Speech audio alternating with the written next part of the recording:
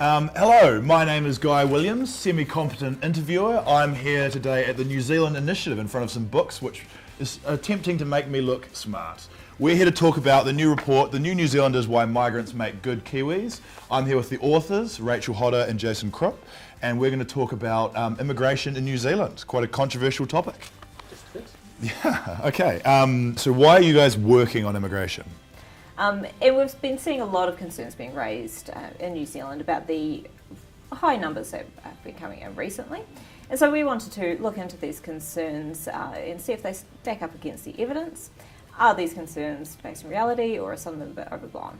So this has been a huge topic in the media and everywhere. You kind of can't avoid it. Are people right to be worried about immigration, especially when they kind of pin it to house prices, especially in Auckland? We don't deny that migrants are increasing competition for accommodation, but they're not the root cause of it. If we want to fix the housing crisis, we really need to build more houses. And we know this because 3 or 4 years ago, when we had more people leaving the country than were actually coming in, we still had a housing crisis. This is I think a real common question that I have and that a lot of New Zealanders have is that are immigrants competing for the jobs that New Zealanders could be doing? Well, this is a really common misconception that there's just a set number of jobs available, and so if a migrant comes and gets hired, then that's one less job to go around. But that's not really how it works, right? As more people come here, the number of jobs available typically expands roughly in step. I mean, think of it this way. When migrants come here, they don't necessarily just take jobs, they also create the opportunity for more jobs. They have to buy food, they have to buy clothing, they need cupboards to store that clothing and fridges to actually hold that food. And that creates demand for other Kiwi businesses to come in and supply those things. Yeah. And also there's the entrepreneurial aspect of it. A lot of migrants come here and start businesses, and that creates jobs and opportunities for Kiwis to find work. What do you say to those people who say that immigrants are going to dilute New Zealand's, distinct culture, or they're worried about the cultural influence?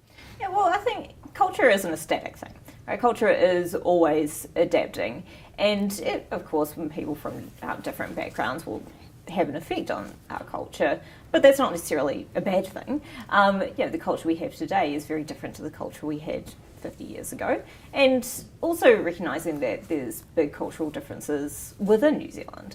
And so, who gets to say what New Zealand culture specifically is? Yeah, okay. Yeah.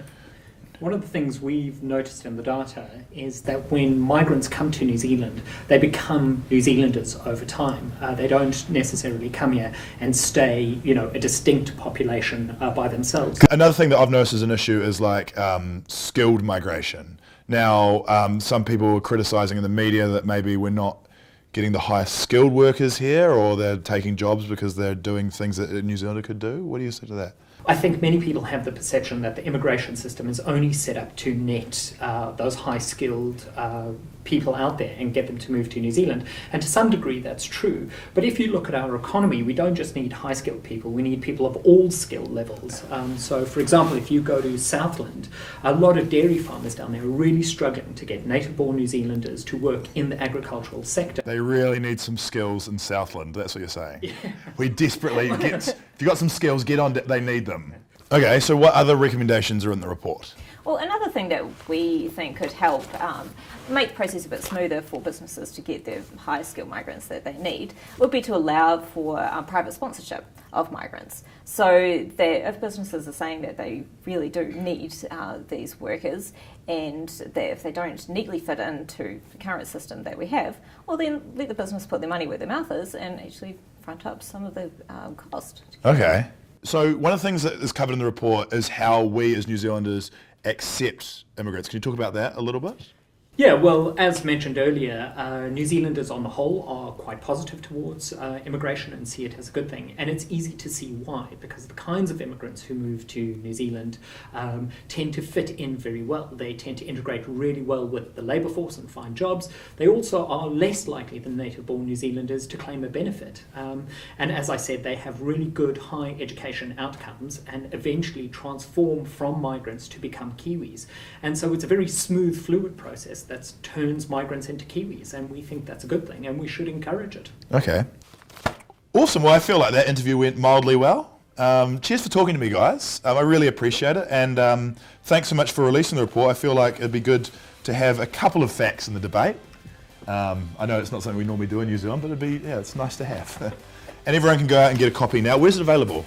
Available on our website for free and digital, and also if you want to buy a hard copy and have one on your shelf, they're also for sale pretty reasonably on our website. Okay, I'll be going for the free option there.